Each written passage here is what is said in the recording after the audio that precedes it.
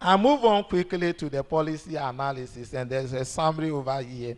We have seen that over the years, the government has done well by implementing a number of policies, and this followed what we will consider as policy by incrementalism. So most of the policies were changed since independence. Some of them were adding on to previous policies. Some were actually directed by the funders, and a number of policies that were implemented.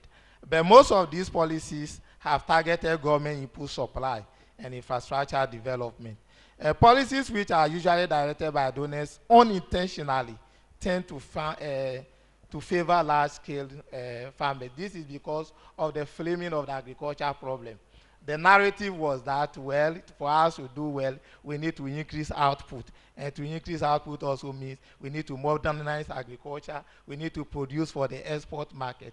So even though there were some policies that targeted the small scaleholder, such as we have the government subsidy programs and other things, if you look at most of the policies that were implemented, they tend to favor more of the large-scale farmer that is producing for the export because of the way the problem in the agriculture sector was framed.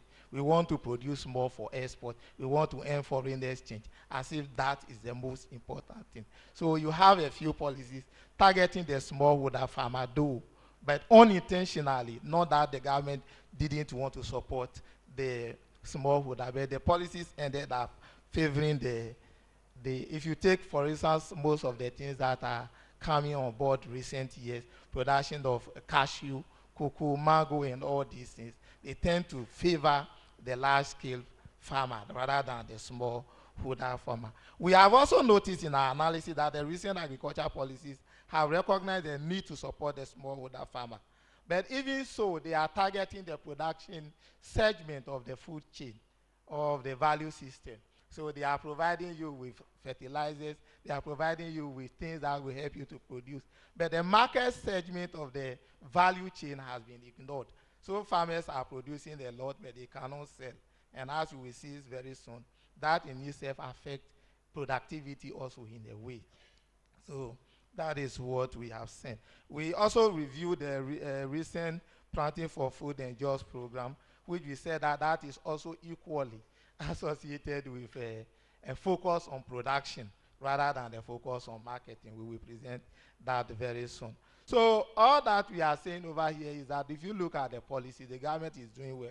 A number of policies have been implemented, but unintentionally they tend to favor the large-scale farmer. Where they favor the small-scale farmer is only focusing on what? Production. We think this is something that has to change in our policy documents.